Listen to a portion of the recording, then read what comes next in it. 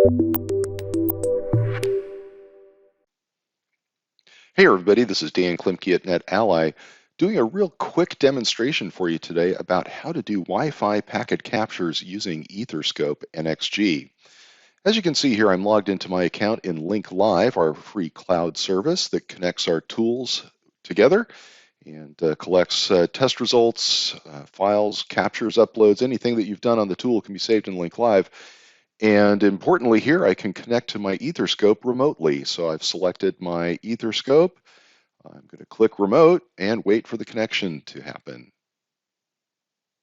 And there we go. It can take up to 15 seconds for that connection to happen as Link Live waits for a hello frame from that EtherScope unit.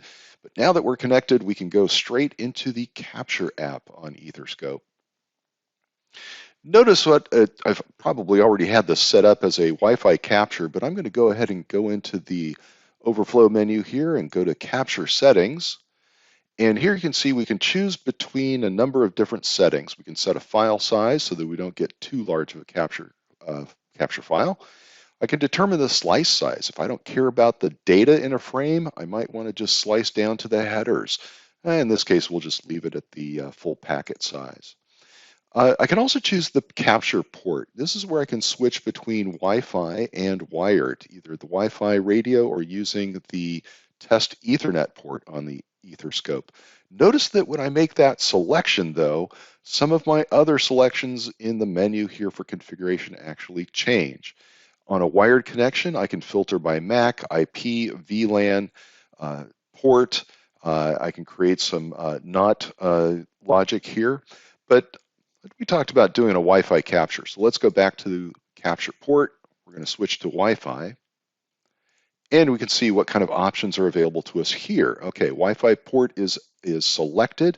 I can select the channel. If I want to filter on a BSS ID or MAC address, I can add that as a filter.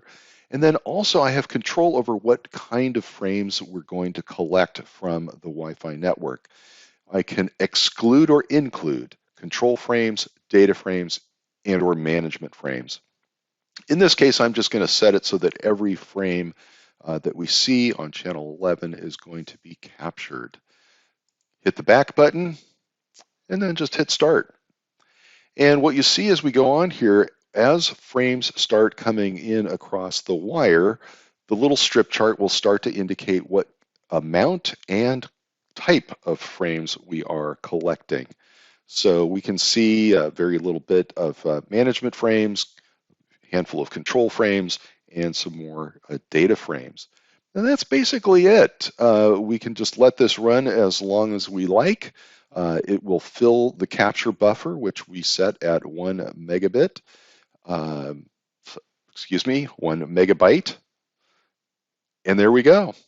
Capture's off and running. I can use the slider bar to drill in on the chart so I can see that traffic in a little bit more detail. But why don't we just go ahead and click stop.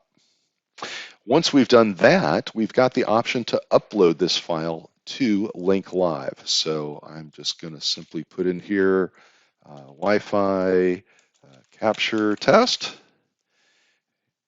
There we go.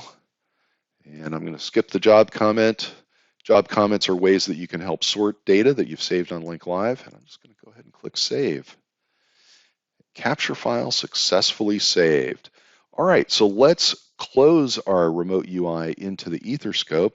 And then now that we're back on Link Live, let's take a look at my uploaded files. And there it is, Wi-Fi capture test. It tells me the file name. It's a PCAP file. It's 15 kilobytes. And a little bit of info about when and how it was created. I simply click on this download link, and now it is in my downloaded files. I'm going to click open, and of course Wireshark was opening in another window on my laptop, so I just drag that over here. And now we can see all of the frames that were captured from that very short packet capture session. We're going to have some webinars in the future talking about Wi-Fi capture and what you can do with frame analysis on Wi-Fi, so look forward to that. But I thought you would enjoy just seeing how quick it is and easy to do a Wi-Fi capture using EtherScope. Thanks for joining us today. Cheers.